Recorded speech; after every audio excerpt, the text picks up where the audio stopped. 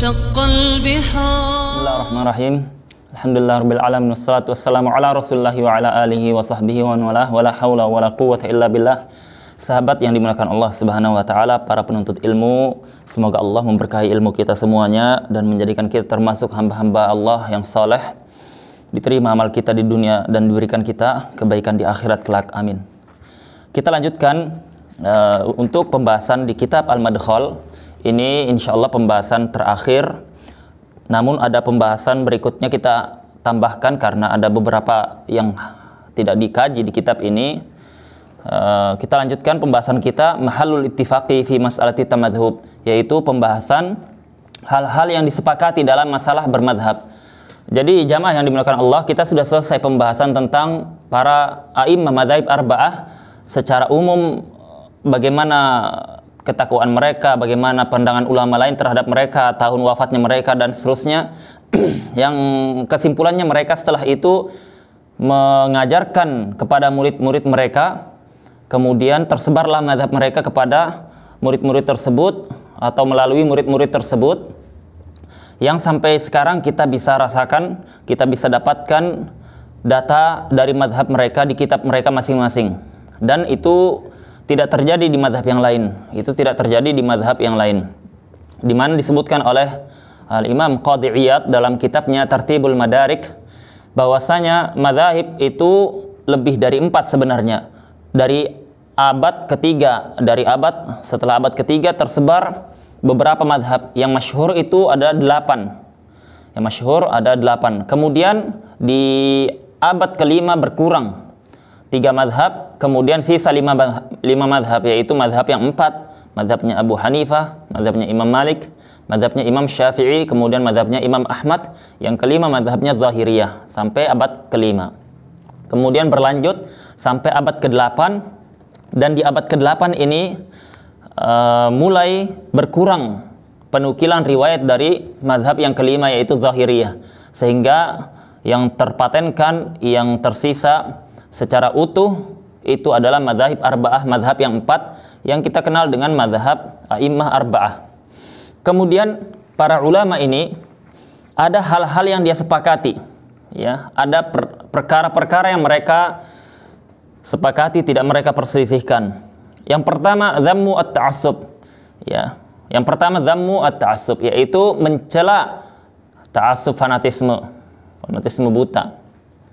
Fanatisme buta ini dicela oleh seluruh para ulama, ya, tidak seorang pun berselisih dalam masalah ini.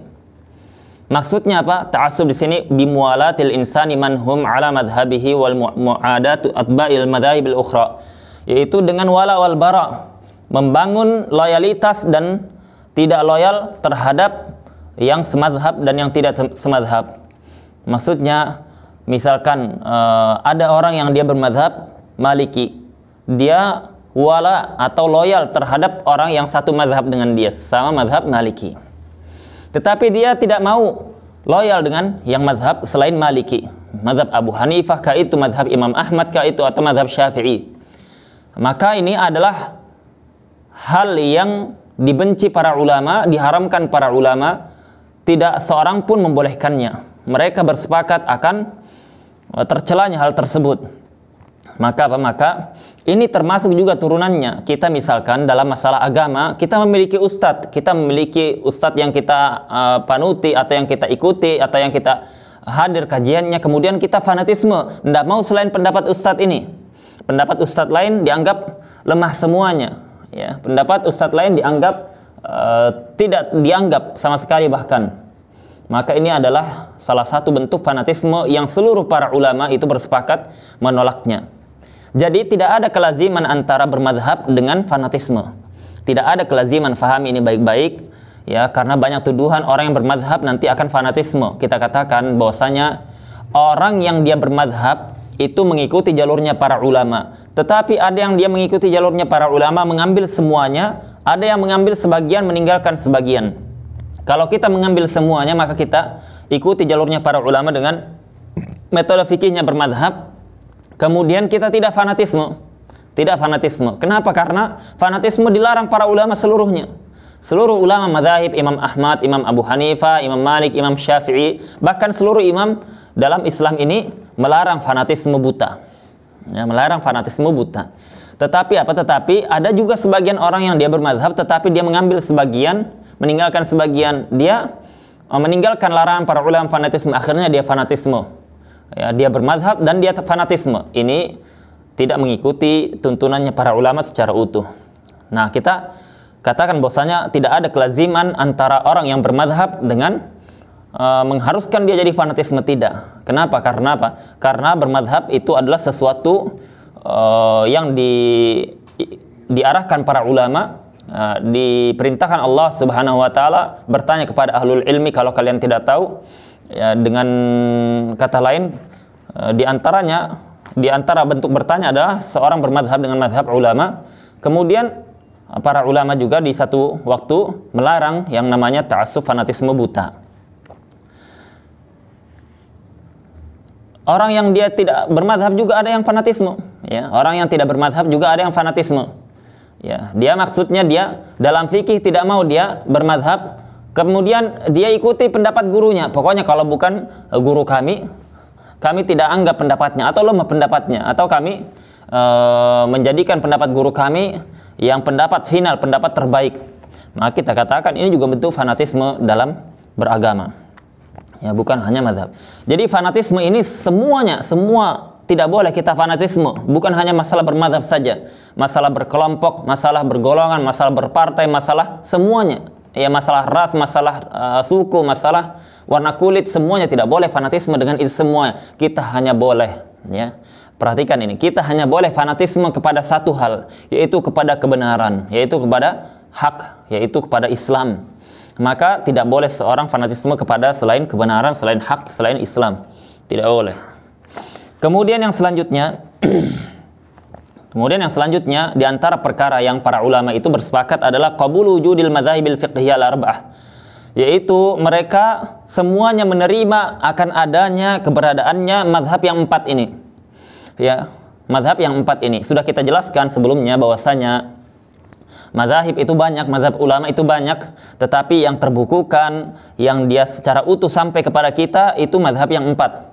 Itu mazhab yang 4 terbukukan. Kita mau cari pendapat mazhab Abu Hanifah dalam masalah rincian talak ada. Kita mau cari pembahasan dalam masalah perbudakan ada. Mazhabnya Imam Syafi'i, Imam Malik, Imam Ahmad sama seperti itu, ada. Tetapi kalau kita mau cari misalkan mazhabnya Laits, ya, mazhabnya Abu Thawr, mazhabnya Al-Auza'i, ya, sulit kita menemukan, sulit. Itu maksudnya apa? Maksud dari perkataan kita mazhab 4 ini, mazhab yang 4 ini yang terjaga utuh kepada kita. Ya, jadi datanya ada. Jadi kita mau merujuk kepada pendapat mereka itu ada di kitab-kitab yang sudah masyhur. Dan mereka sepakat, para ulama, bahwasanya seluruh para ulama sepakat akan keberadaan mazhab yang 4 ini, diakuinya keberadaan mazhab yang 4 ini. Wa adamud da'wati ila ilghaiha wa tarki kutubiha, dan tidak justru malah menyerukan untuk menghilangkan, meninggalkan kitab-kitab mazhab ini. Itu para ulama sepakat. Kenapa? Karena tidak mungkin kita berislam, tidak mungkin kita memahami Alkitab dan Sunnah, memahami dalil kecuali melalui perantara mereka. Tidak mungkin. Ya, kenapa? Karena sudah kita urutkan kemarin di awal pertemuan bahwasanya urutan mazhab arba' ini itu dari para sahabat, yaitu dari Ibnu Mas'ud, kemudian dari Zaid bin Sabit, kemudian dari Ibnu Umar, kemudian dari Ibnu Abbas. Ya, diturunkan kepada murid-muridnya sampai kepada para ulama mazhab yang 4 ini. Maka kalau kita mau memahami kitab dan sunnah tanpa pemahaman mereka, tanpa melalui jalur ilmu melalui mereka, maka itu tidak mungkin. Ya. Maka kita katakan bahwasanya tidak ada ulama yang menyerukan kepada meninggalkan kitab-kitab para ulama ini, karena itu tadi, kita memahami agama ini tidak mungkin kecuali melalui jalur mereka. Ya. Yang ketiga, al-mutamadhibu idza balagha rutbatal ijtihadi wa khalafa madhhab imamihi li rujhani ghairihi faqad ahsan. Ya, orang yang bermadhab, Ya, orang yang bermadhab idza balagha rutbatal ijtihad, kalau dia itu sudah sampai derajat ijtihad. Ya, sampai derajat ijtihad. Derajat ijtihad itu apa? Derajat yang seseorang terkumpul padanya semua perangkat ilmu untuk memahami dalil. Ya. Derajat ijtihad itu adalah derajat di mana seseorang terkumpul seluruh perangkat ilmu untuk memahami dalil. Ya. Untuk memahami dalil. Contoh gampang. Ada orang yang dia itu belajar cara suntik, cara infus, kemudian bagaimana cara menjahit, membedah. Ya. Dia tetapi tidak belajar qawanin at-tibbiyah, belajar rambu-rambu kedokteran secara komprehensif, secara intensif. Dia tidak mempelajarinya. Dia hanya belajar dengan tukang sunat, misalkan bagaimana cara menjahit, ya. Tetapi tidak belajar masalah rambu-rambu dalam dunia kedokteran. Nah, maka orang seperti ini perangkat untuk dia membedah pasien itu tidak ada, ya. Apalagi sampai dia membuat obat, meracik obat. Dia tidak belajar ilmu apoteker, tidak belajar ilmu meracik. Maka orang seperti ini perangkat untuk membuat obat seperti itu atau membedah orang pasien tidak bisa. Maka dibutuhkan apa? Dibutuhkan ilmu. Ya, butuh ilmu. Kalau misalkan dia mau meracik obat, jadi apoteker, belajar 4 tahun, 5 tahun, kemudian ada praktek, kemudian diuji dengan gurunya, dengan dosennya. Kemudian dia mendapatkan lisensi untuk dibolehkan membuat racik obat. Sama dengan dokter. Dokter juga tidak boleh dia misalkan dia masih dokter umum tapi dia mau membedah. Tidak boleh karena itu ada spesialis untuk spesialis bedah, spesialis penyakit dalam dan seterusnya. Maka perangkat ini dibutuhkan. Sama dengan kita memahami kitab dan sunnah, memahami dalil. Memahami dalil itu dibutuhkan ilmu perangkat, bahasa Arab. Ya, bahasa Arab dibutuhkan, bahasa Arab yang mana dia sampai bisa memahami kitab dan sunnah. Kemudian dia dibutuhkan ilmu riwayat, ilmu hadis, bagaimana cara membedakan riwayat yang benar dengan yang tidak benar, riwayat yang sahih dengan riwayat yang dhaif. Ya, dibutuhkan ilmu banyak di situ ya. Ya, kalau waktunya panjang kita perpanjang ini, waktunya singkat. Jadi dibutuhkan ilmu riwayat. Kenapa? Karena sanad-sanad yang sampai kepada kita, riwayat-riwayat hadis Nabi SAW yang sampai kepada kita itu butuh diuji, butuh diteliti dulu, butuh diteliti. Ya, ada ulama-ulama ahli hadis di situ yang meneliti. Yang ketiga, kita dibutuhkan ilmu usul fikih. Ilmu usul fikih itu adalah ilmu untuk masuk ke pemahaman kepada dalil, perangkat untuk memahami dalil secara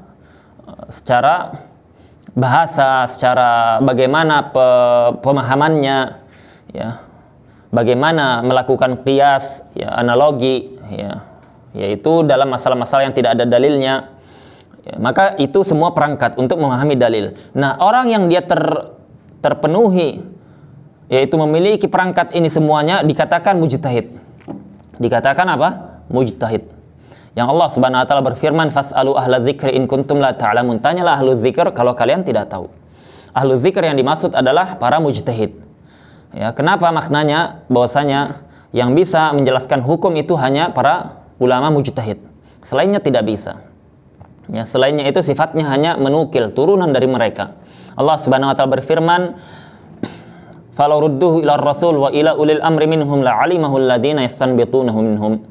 Falau rudduhu ila rasul, kalau mereka kembalikan pembahasan agama ini kepada Allah, kepada Rasulullah, wa ila ulil amri minhum, dan kepada ulil amri minhum. Ulil amri di sini ya, adalah para ulama, Maka kata Allah, la'alimahu, niscaya akan mengetahui ilmunya alladzina yastanbitunahu minhum, yaitu ahlul istinbat. Ahlul istinbat maksudnya adalah para ulama mujtahid. Maka yang bisa memahami dalil itu adalah para ulama mujtahid. Nah, di sini disebutkan, fokus lagi ke kitab, al-mutamadhibu idza balagha rutbatal ijtihad. Para orang yang bermadhab itu kalau sampai satu derajat yang dia suatu saat bisa sampai derajat untuk berijtihad karena terpenuhinya perangkat untuk memahami dalil tadi, wa khalafa madhab imamihi, dan dia menyelisih madhab imamnya, ya, madhab imamnya. Contoh kecil seperti Imam ya, An-Nawawi, Imam An-Nawawi ini bermadzhab Syafi'i, bermadzhab Asy-Syafi'i, tetapi dia terkadang menyelisih mazhab imamnya, yaitu menyelisih mazhab Imam Asy-Syafi'i sendiri dalam beberapa perkara, dalam beberapa masalah. Ya, dalam beberapa masalah. Li rujhani ghairihi faqad ahsan. Karena sebab dia meninggalkan mazhabnya, sebab apa? Karena kuatnya pendapat mazhab lain. Maka ini faqad ahsan, maka dia telah berbuat sesuatu yang baik, sesuatu yang dia terpuji. Artinya apa? Ini disepakati, ya. Pembahasan ini dikhususkan untuk orang-orang yang sampai ilmunya sampai derajat ijtihad seperti Imam An-Nawawi, seperti Imam Ar-Rafi'i, seperti dalam mazhab Hanabilah Syekhul Islam Ibn Taimiyah, ya, seperti dalam mazhab Maliki Al-Imam Al-Qarrafi dan lain-lain. Maka kita katakan bahwasanya ini bukan untuk kita, ya, bukan untuk kita, bukan untuk orang-orang semisal kita. Karena ini derajatnya adalah derajat orang-orang yang sampai derajat ijtihad, yang tadi menguasai bahasa, dia matang di bahasa, dia menguasai bagaimana bentuk-bentuk susunan bahasa Arab, ya, dengan detail. Kemudian dia mengetahui juga bagaimana ilmu riwayat dan bagaimana ilmu usul fikih secara mutqin, secara matang, ya. Kemudian yang keempat di antara yang disepakati adalah qabulut tamadhub bi ma'na takharruj ala madrasatin fiqhiyatin usuliyatin ma'al inayah bid dalil wa talabir rajih. Bahwasanya mereka seluruh ulama itu sepakat akan menerima bermadhab. Yang dimaksud adalah bermadhab di sini itu mengambil metode fikih dari metode usul fikih para ulama madhab masing-masing, ya, dengan tetap melihat, meneliti dalil, tetap memperhatikan dalil dan berusaha untuk mencari pendapat yang terkuat.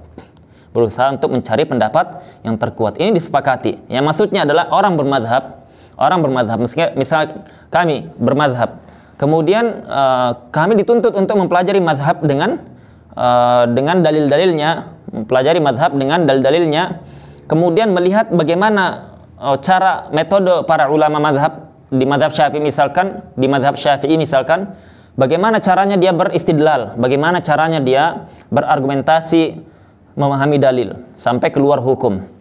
Nah, kemudian apa? Kemudian berusaha kita cari pendapat yang terkuat ketika ada terjadi perselisihan. Dan ini adalah metode yang dipakai para ulama, Ya, jadi bukan langsung kita baru bahas belajar pertama awal sudah disibukkan dengan khilaf, sudah disibukkan dengan dalil. Karena apa? Karena para ulama itu pertama kali yang mereka lakukan adalah mematangkan madhab yang mereka pilih, madhab yang mereka anut, ya. Yang terakhir adalah jawazu akhdhi al-mutamadhib biqauli imamihi nasiban lahu ila imamihi ma'a qana'atihi birujhanihi ba'da nadharihi fi adillatil aqwal. Jadi para ulama sepakat juga akan bolehnya seorang yang bermadhab mengambil ucapan imamnya atau mengamalkan pendapat imamnya, ya, yang dia menisbahkan kepada imamnya, yaitu saya sudah kaji ini, saya sudah bahas ini adalah pendapatnya Imam Asy-Syafi'i, ini pendapatnya Imam Malik, ini pendapatnya Imam Abu Hanifah, ini pendapatnya Imam Ahmad, ya, bagi mereka yang bermadhab dengan madhab salah satu dari madhab yang 4 itu.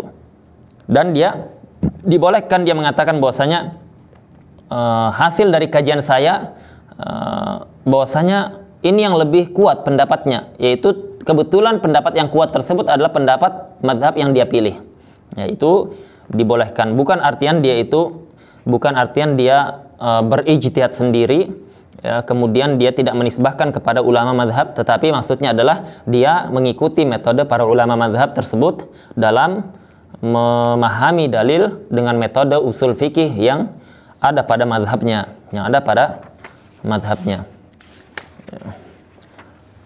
Kalau kita sudah selesai pembahasan ini, ya, masih ada satu sebenarnya di sini, kita cukupkan karena waktu sudah lebih dari waktunya.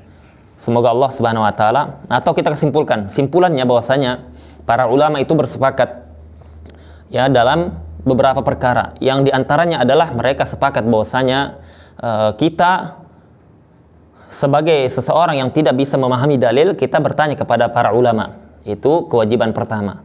Kemudian bagi siapapun yang dia sampai derajat ijtihad bisa memahami dalil dengan metode para ulama, maka dia tidak boleh mengikuti pendapat siapapun kecuali dia mengikuti dalil. Dan ini tidak ada wujudnya, tidak ada yang terrealisasi di zaman kita, tidak ada yang seperti itu. Semuanya di bawah itu. Kemudian yang ketiga, bahwasanya para ulama seluruhnya mengecam yang namanya taklid buta, fanatisme buta. Ya maksudnya dia wala wal bara dalam masalah pendapat yang dia pilih, mazhab yang dia pilih. Ya, dan tidak ada kelaziman antara bermazhab dengan fanatisme buta, dan mereka bersepakat bahwasanya orang yang dia sampai derajat ijtihad, dia boleh untuk meninggalkan mazhab imamnya karena pendapat yang lain lebih kuat. Ini yang bisa kita simpulkan, kurang lebihnya kami mohon maaf. Kita cukupkan sampai sini. Subhanakallahumma wa bihamdika asyhadu an la ilaha illa anta astaghfiruka wa atubu ilaik. Assalamualaikum warahmatullahi wabarakatuh.